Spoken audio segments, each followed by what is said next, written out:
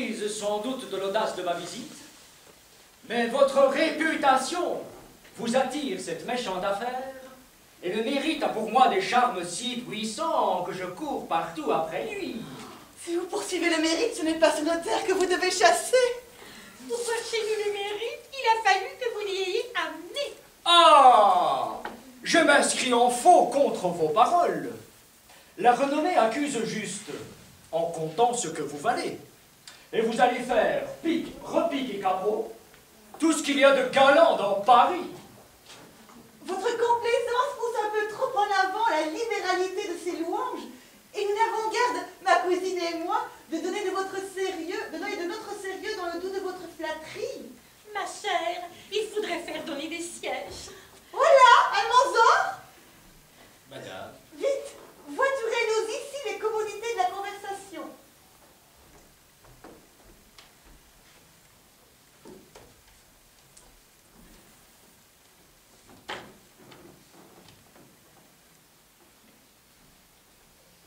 Mais au moins, y a-t-il sûreté ici pour moi? Que craignez-vous? Quelque vol de mon cœur, quelque assassinat de ma franchise. Je vois ici des yeux qui ont la mine d'être de fort mauvais garçons, de faire insulte aux libertés et de traiter une âme de turc à mort. Comment diable, d'abord qu'on les approche, ils se mettent sur leur garde meurtrière? Ah, par ma foi, je m'en défie, et je m'en vais gagner au pied, où je veux caution bourgeoise, qu'ils ne me feront point de mal. Ma chère, c'est le caractère enjoué.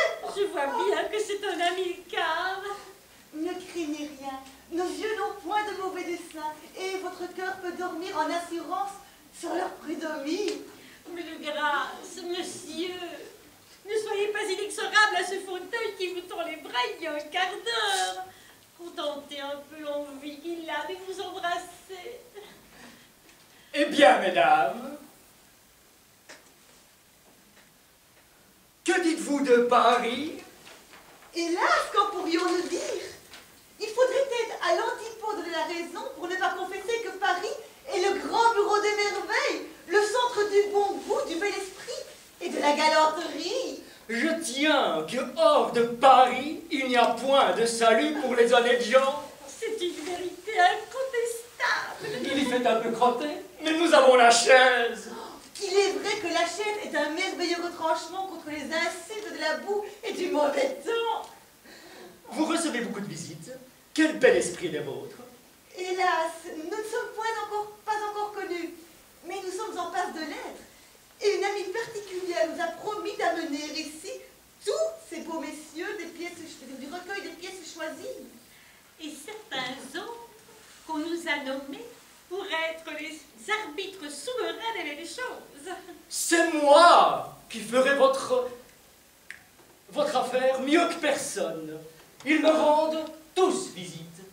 Et je puis dire que je ne me lève jamais sans une demi-douzaine de beaux esprits. Et mon Dieu, nous vous serions obligés de la dernière obligation si vous nous faites cette amitié-là. Car enfin, il faut connaître tous ces messieurs. Il faut avoir la connaissance de tous ces messieurs si l'on veut être du beau monde. Ce sont eux qui donnent le branle à la réputation dans Paris. Par le moyen de ces visites spirituelles, on est instruite de 100 choses qu'il faut connaître de nécessité. On apprend par là chaque jour les petites nouvelles galantes, les jolis commerces de prose et de vers. Et si on ignore ces choses-là, je ne donnerai pas un clou de tout l'esprit qu'on peut avoir. En effet, je trouve que c'est renchérir sur le ridicule qu'une personne se pique d'esprit et ne sache pas jusqu'au moindre petit quatrain qui se fait chaque jour. Et pour moi, j'aurais toutes les hontes du monde s'il fallait qu'on vînt me demander si j'aurais vu quelque chose de nouveau que je n'aurais pas vu. Il est vrai qu'il est honteux de n'avoir pas des premiers tout ce qui se fait. Mais vous ne mettez pas en peine. Je veux établir chez vous une académie de beaux esprits. Et je vous promets qu'il ne se fera pas un bouc de verre dans Paris que vous ne sachiez par cœur avant tous les autres. Pour moi, tel que vous me voyez, je m'en escrime un peu, quand je veux. Et vous verrez courir de ma façon Dans les belles ruelles de Paris, 200 chansons, Ah, 400 épigrammes, et plus de 1000 madrigaux, sans compter les énigmes et les portraits. je vous avoue que je suis furieusement pour les portraits. Je ne trouve rien de si galant. Les portraits sont difficiles et demandent un esprit profond. Vous en verrez de ma manière qui ne vous déplairont pas. Pour moi, j'aime terriblement les énigmes. Cela exerce l'esprit, et j'en ai fait 4 encore ce matin que je vous donnerai à deviner.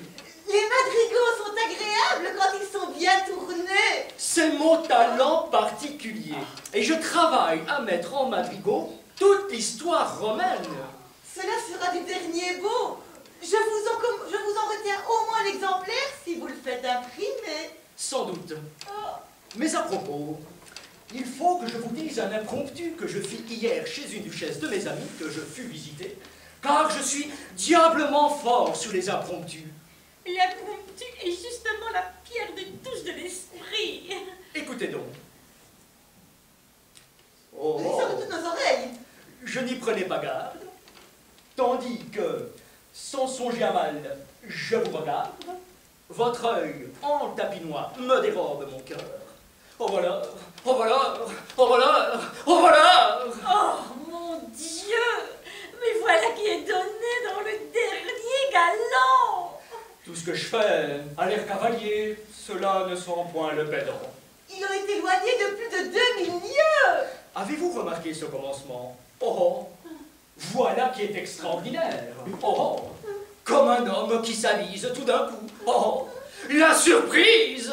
Oh, Oh oui, je trouve ce admirable. il semble que cela ne soit rien. Oh mon Dieu, que dites-vous?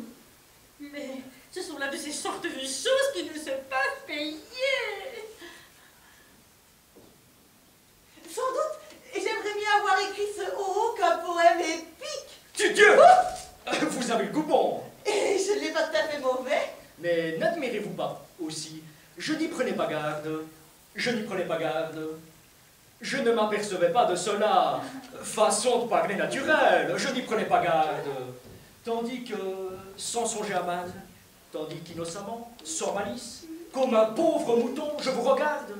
C'est-à-dire, je m'amuse à vous considérer. Je vous observe, je vous contemple. Votre œil en tapinois. Que vous semble de ce mot tapinois? N'est-il pas bien choisi? Tout à fait bien. Tapinois, en cachette. Il semble que ce soit un chat qui vient de prendre une souris. Tapinois me dérobe mon cœur, me l'emporte, me le ravit. Au voleur, au voleur, au voleur, au voleur! Ne diriez-vous pas que c'est un homme qui crie à court après un voleur pour le faire arrêter? Au voleur, au voleur, au voleur, au voleur!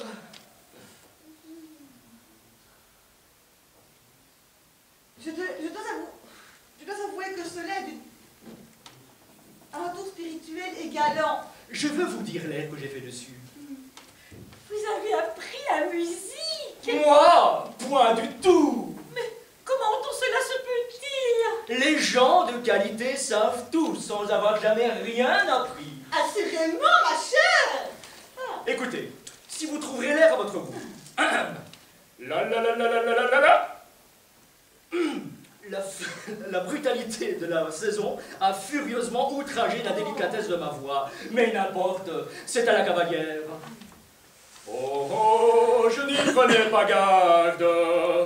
Oh oh, je n'y prenais pas garde. Tandis que sans songer à mal, je vous regarde, je vous regarde, je vous regarde. Votre œil en ta-ta-ta-ta, votre œil en pipi-pipi, votre œil en noix, votre œil en tapinois, me dérobe mon cœur. Au voleur, au voleur, au voleur, au voleur.